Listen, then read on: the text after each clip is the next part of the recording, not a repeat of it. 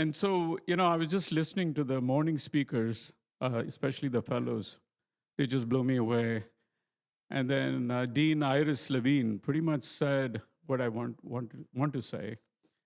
And so I'm between the food coma that you're probably experiencing. So if I want to do a little better, I just want to share something with you.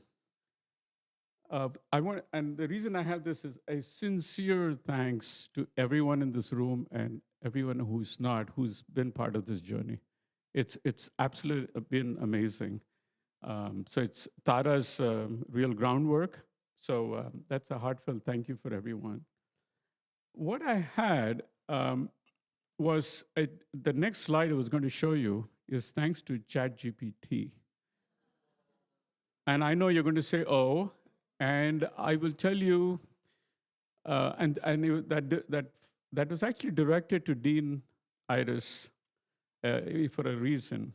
And I don't know if there's any other Cal Poly individuals here.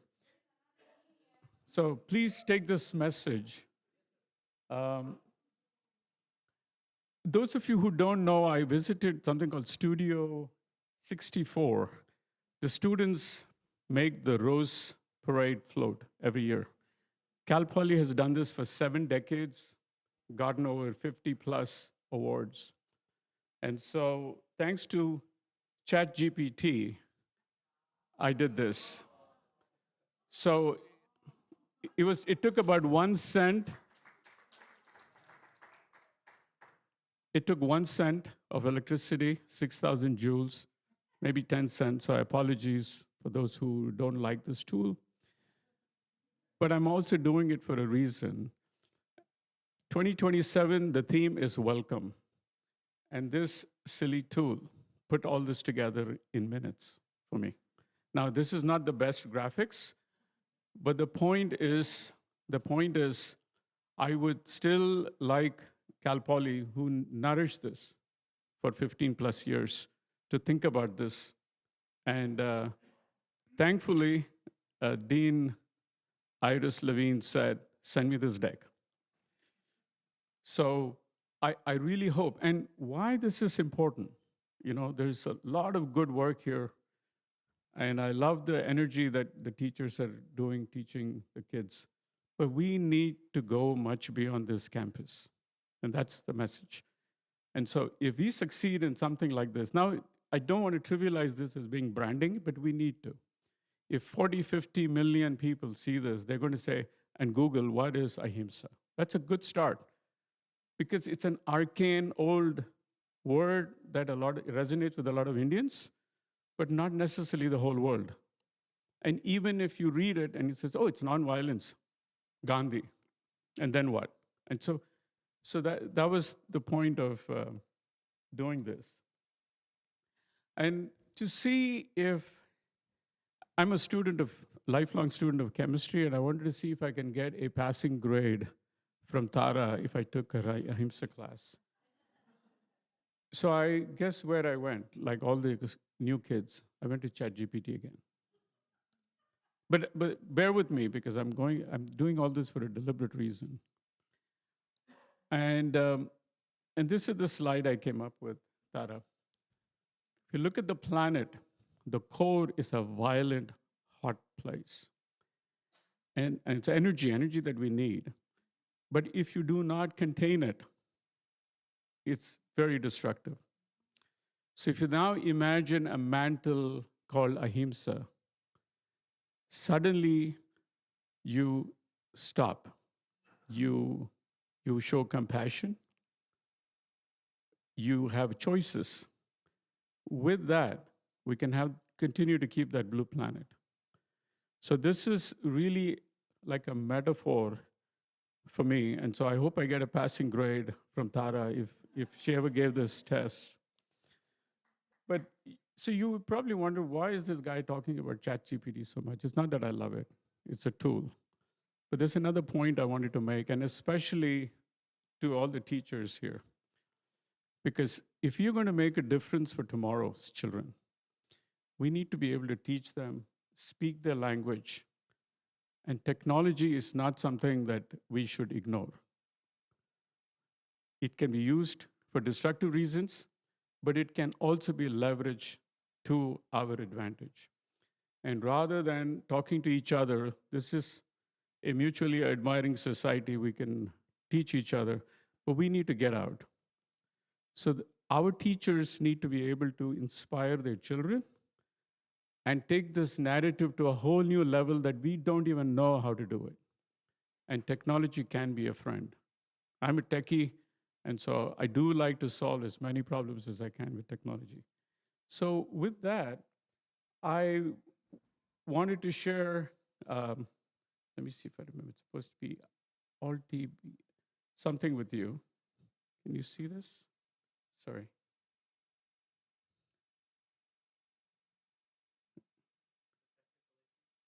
No, he told me the cheat. Hi, my name is Alex. What's your name? Hello, Sorry.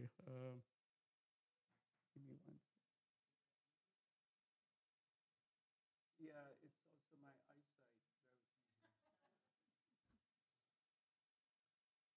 Well, never mind the technology, but you see the picture. Go take a look at this YouTube. This was a project done on the USC campus by the Shoah Foundation.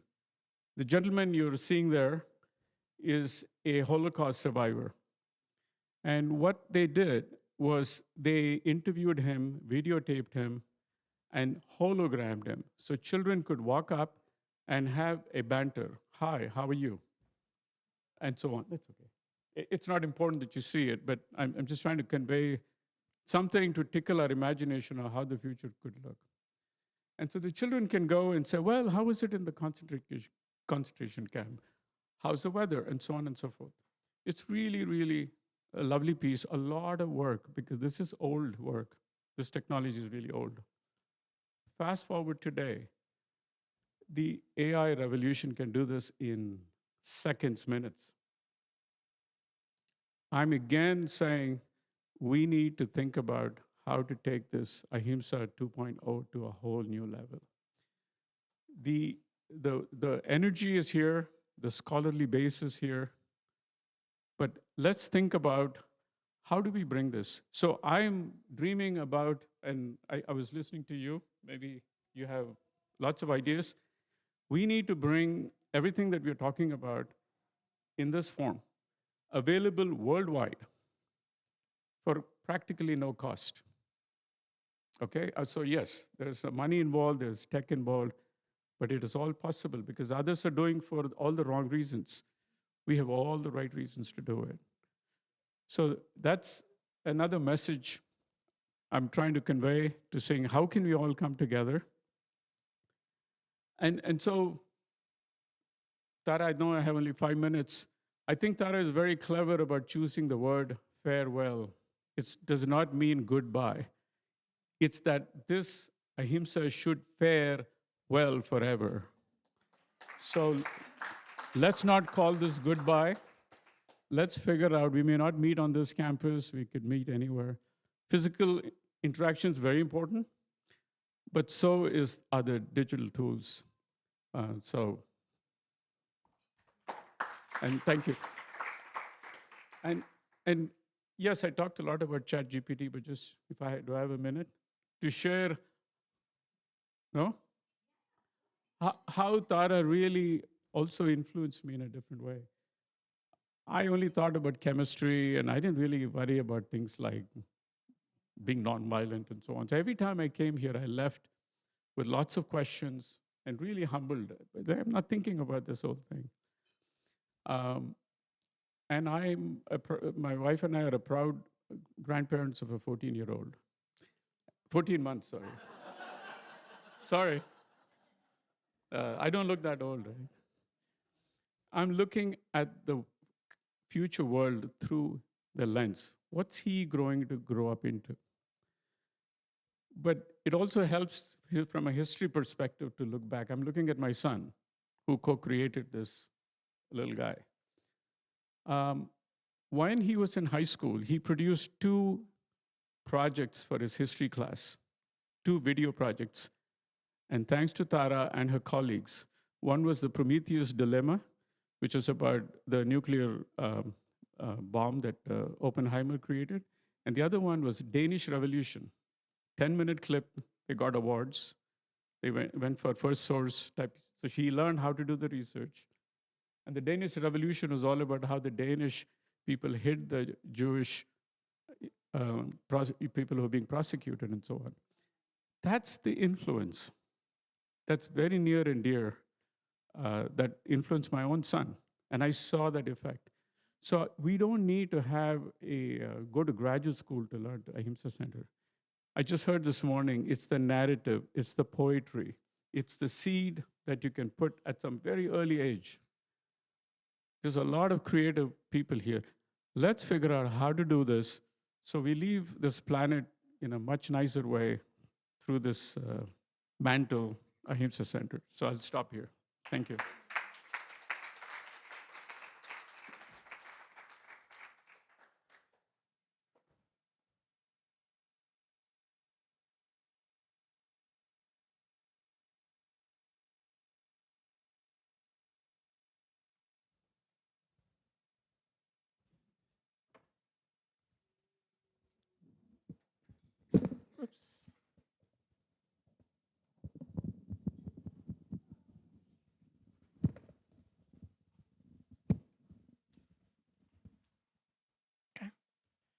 Good afternoon, everybody. I think it's very difficult to beat that presentation and the message from the chat GPT to really think about Ahimsa 2.0. Anyway, my name is Prem Jain. I spent most of my professional life in telecommunication and networking industry, which is way far away from the Ahimsa and nonviolence. But I grew up in a community where Ahimsa, Aparigraha, Anekantvad, all these are very much followed on a daily life basis. So I've been fortunate to focus more on giving back at this stage in my life, supporting innovation, entrepreneurship, in UC Davis and BITS Pilani, both of my alma mater, and contribution to Gen Studies programs across universities, along with my involvement in Arihant Institute. Some of you probably heard about it, Jena and Jito. Okay. But today, I'm here because of something much more personal, which is my connection to the Ahimsa Center. I still remember very clearly Taraji in 2002 at the Gen Center of Northern California, the meeting which we had with her.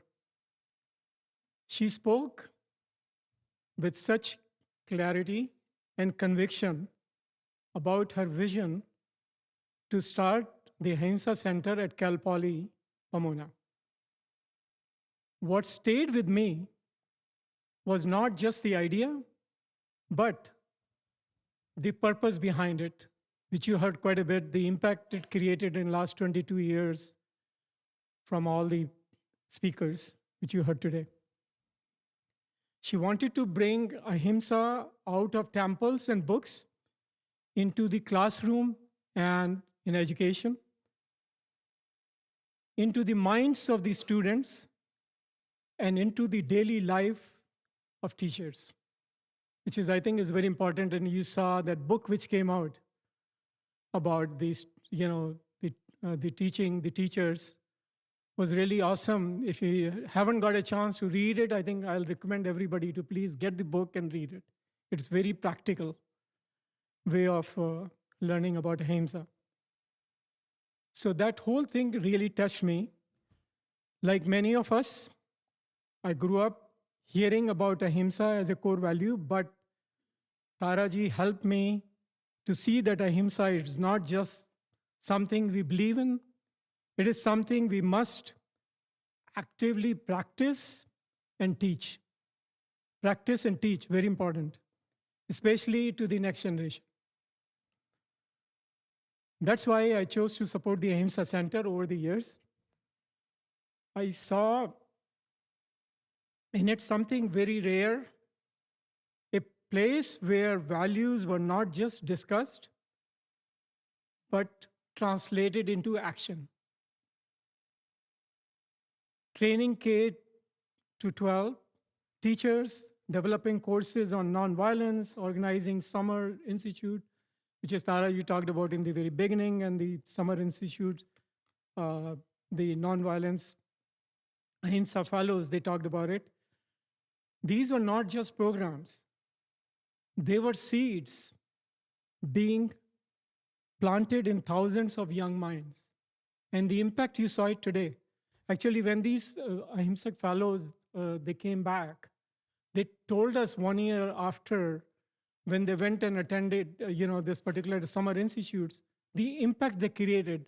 I was telling you, I was almost had tears in my eyes when I saw the impact they created for themselves as well as for their students in their classroom. When I think about Ahimsa, I don't just think about it's a principle. I think of it as a powerful force, and you heard quite a bit about that today, that shaped the history of the world. Okay? Just give you some example, and I'm pretty sure you're aware of it. We have seen it through Mahatma Gandhi, the leadership, the India's independence, through Dr. Martin Luther King, the fight for civil rights, and through Nelson Mandela's journey towards reconciliation of South Africa. These are three very powerful things which is being created. And the need of the Ahimsa right now is even more important than what happened in the history in the past. But for me, Ahimsa is something much closer to home also. It is how we respond when we disagree. It's very important. It's how we treat people who think differently from us. It's in the patience we show, the anger we hold back, and the compassion we choose. These are all part of the behavior which we can really use it in our daily life, learning from Ahimsa. And honestly, these are not easy thing to do. They're very difficult. Today, as we gather, bid farewell to the Ahimsa Center at Cal Poly, I have mixed emotions. There is a sense of loss, but also a deep sense of gratitude. I think you saw 2 gratitude letters in the morning. The gratitude for what has been built over the past 22 years, gratitude for the lives it has touched, and gratitude for the vision that Taraji brought to life.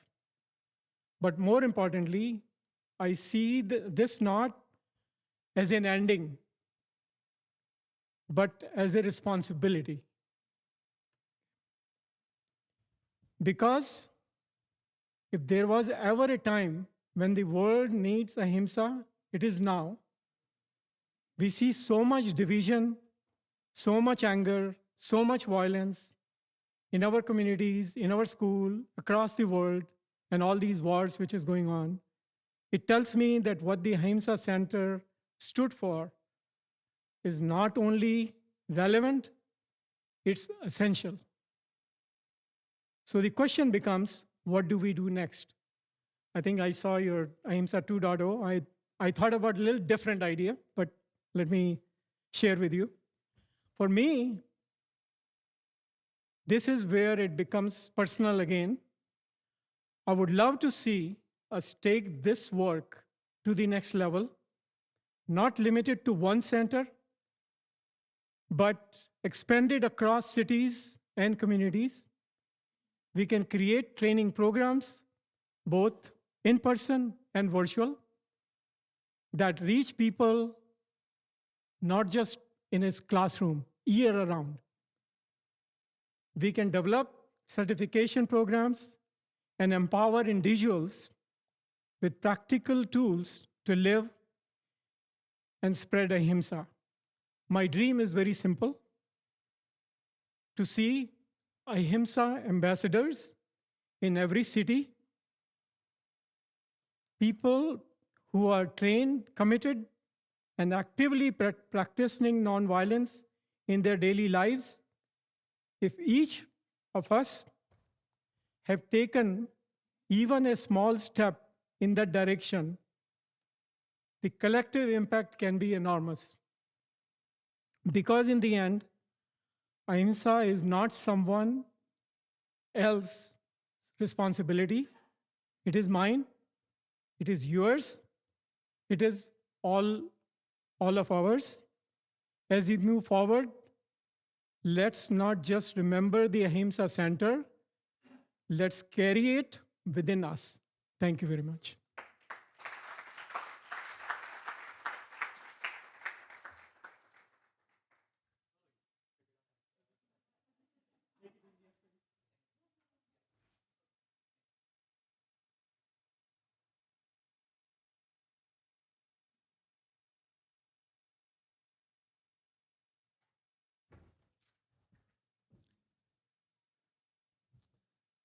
Good afternoon,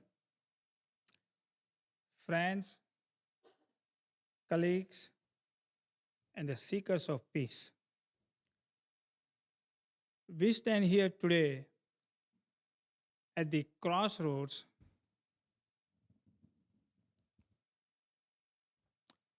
that feels to many of us heavy with the weight of an ending.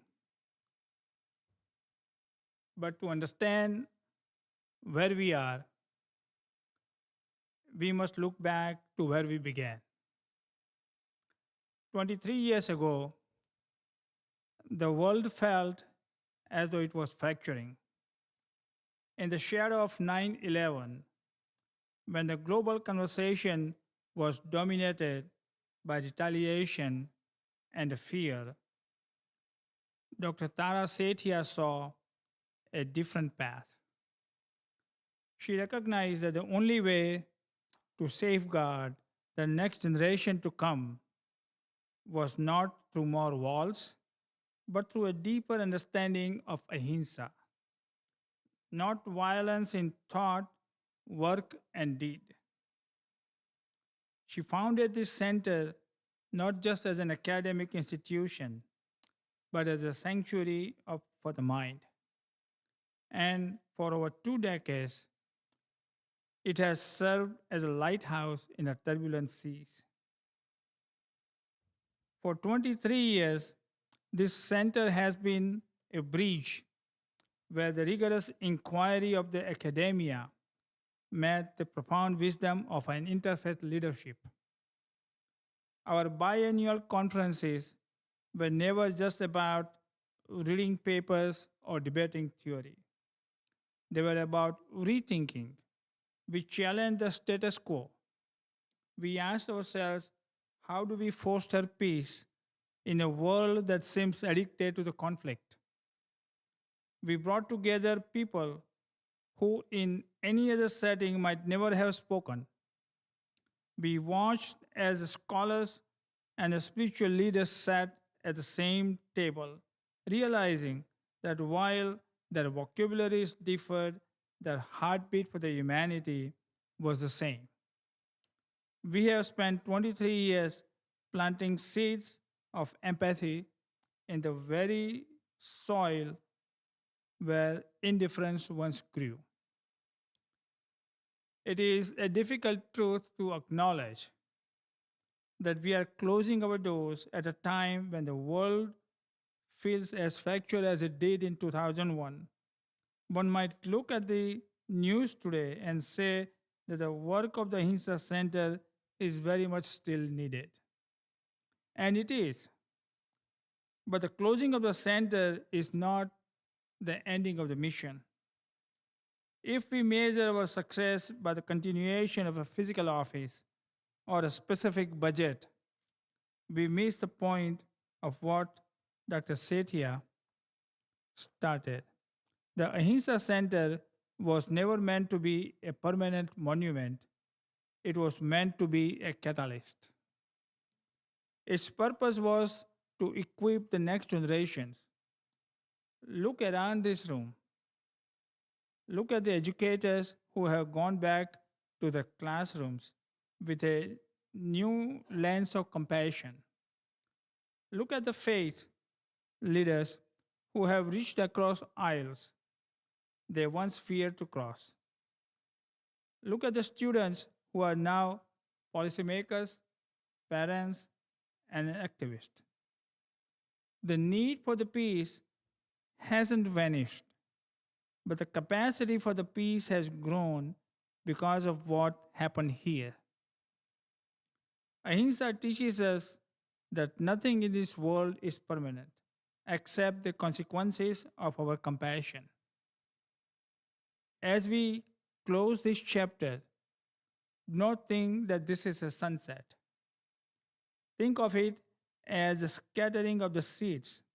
For 23 years, the wind has been blowing through the center, picking up the ideas, the friendship, and the strands that we develop here and carrying them across the globe. Dr. Setia, we thank you very much for the courage to start this when the world was at its darkest. To our supporters and the interfaith partners, we thank you for being the pillars of this house. The Ahimsa Center is no longer a destination on a map or a line in the university directory. From this monument forward, the Ahimsa Center exists wherever you are. It exists every time you choose an understanding over a judgment. It exists every time you rethink a strategy for a peace. The doors may close, but the peace we built here is now out in the world where it was always meant to be. Thank you very much. Thank you very much, Dr. Setia, for doing a great work for the peace.